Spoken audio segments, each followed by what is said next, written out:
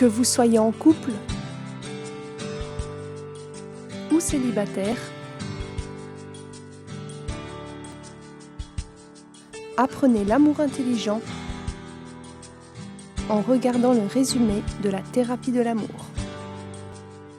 Que pouvons-nous apprendre de avant et après le mariage? La suite. A remarqué que Joseph, vous voyez en bas, nous avons laissé sur l'écran, qui dit aussi, homme de bien, et Marie, celle qui a cru. Joseph et Marie. Déjà, ces deux profils d'un homme de bien, et Marie, intitulée comme celle qui a cru. Bien sûr, ces phrases-là sont dans la Bible. Et nous allons voir ça dans la parole de Dieu, porque vous venez être ce couple.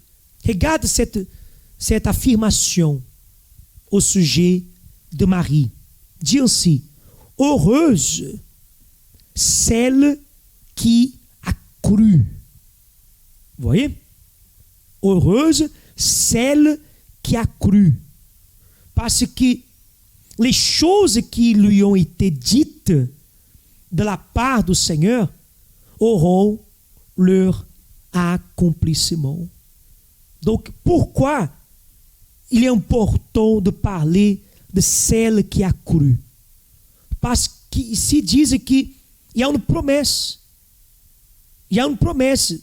Les choses qui ont été dites, promesses, paroles, qui ont été dites de la part du Seigneur auront leur accomplissement.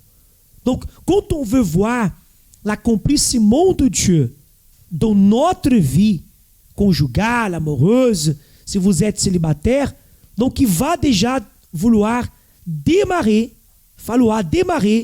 par croire.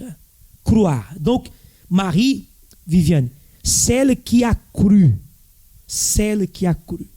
Aujourd'hui, est une difficulté pour les maris d'aujourd'hui de croire. Malheureusement, é um point à travailler.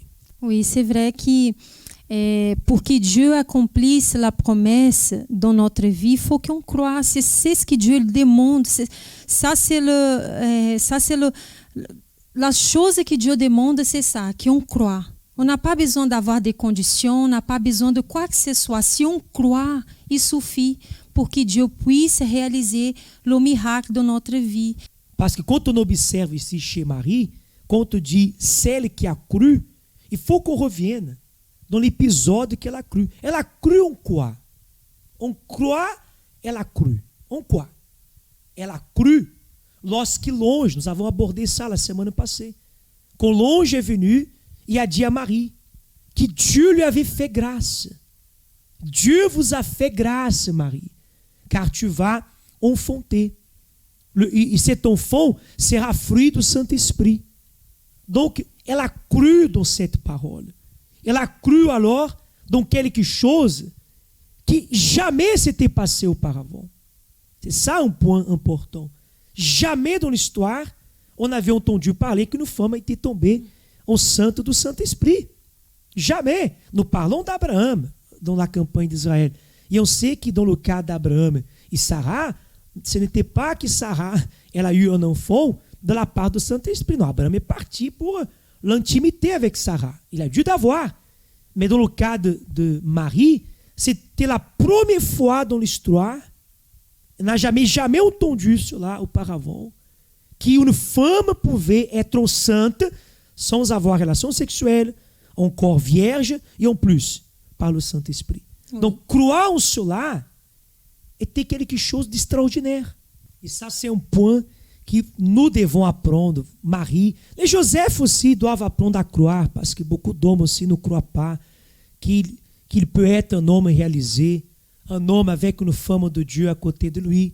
Et la réalité, c'est que beaucoup de personnes, quand on parle Marie, celle qui a cru, combien de personnes, quand on parle thérapie de l'amour, non, thérapie de l'amour, non, ça c'est pas pour moi, je n'ai pas besoin, je vais à l'église, je fais tous les chaînes, je participe pour tous les chaînes. Mais amour non, ça c'est trop compliqué, ça c'est trop complexe, ça n'existe pas, mariage heureux n'existe pas. Donc, elle manifeste incrédulité.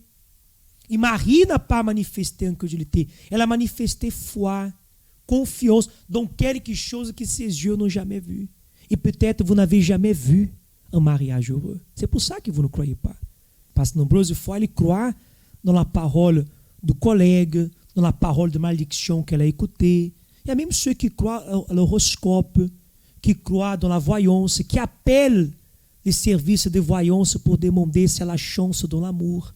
Et la voyante, elle dit non, quelqu'un t'attend, quelqu'un viendra te rencontrer, charmant, charmante, et vous croyez en ça. Mais vous ne croyez pas peut-être dans la parole de Dieu, dans la promesse. Donc ici, on voit une Marie qui a cru.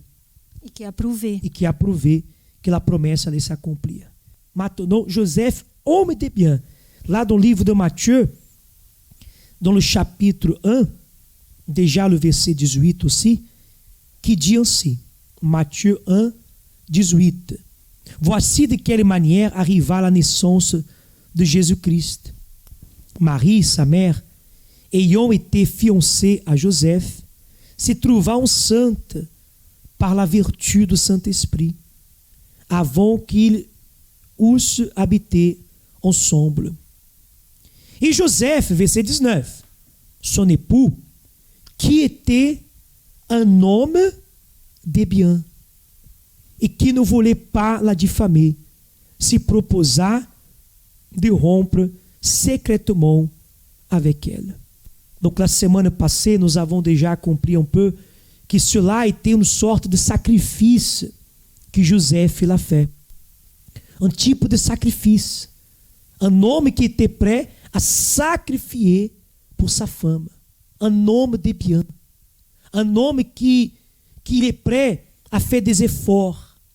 Un homme qui renonce à lui-même pour pouvoir prendre soin de son épouse. E nous savons que homme de bien, dans nos jours, é en extension. C'est comme ça qu'on dit, en extension. Animal en extension, como on dit. Hein? On voit d'extension. Voie d'extension. D'extinction. On voit d'extinction. Homme en voie d'extinction. É rare trouver dans nos jours. Un homme de bien est la chose la plus rare trouvée dans nos jours. Parce qu'un homme de bien, il agit complètement différent d'un homme qui ne connaît pas encore Dieu, qui n'a pas encore l'Esprit de Dieu en lui. Un homme de bien, il a des principes, il a des valeurs, il a le respect.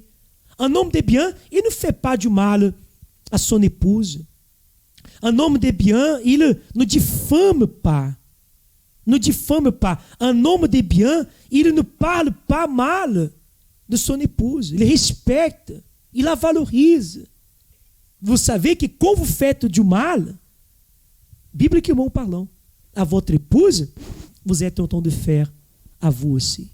Vous êtes en train de causer du mal, comme se vous étiez en train de faire mal à votre propre corps, como dit la parole de Dieu. Donc, un homme de bien, il est fidèle. Dans nos jours, é plus facile de trouver un homme mauvais qu'un homme de bien. Un homme qui n'est pas de bien, parfois, pour lui, n'intéresse pas qui vous êtes, n'intéresse pas votre famille, n'intéresse pas vos princípios e valeurs, dans la foi, par exemple. Un homme de bien, que nombreuses fois, dans l'extension juste avant une femme, qui n'est pas de bien, la femme dit, tu sais, je prie, je vais à l'église. Non, moi je suis une femme de Dieu, de prière. Et l'homme, non, moi aussi je vais à l'église avec toi. Non, si c'est le cas, je vais avec l'église avec toi. Je participe, il commence à venir. Mais après qu'il se marie, il ne vient plus. Après qu'il se marie, ou alors, même avant de se marier, il quitte la personne. Parce qu'il était juste intéressé à ce que beaucoup d'hommes, parfois, n'ont qu'un seul intérêt, vous savez bien. Mais un homme de bien, il respecte, il valorise.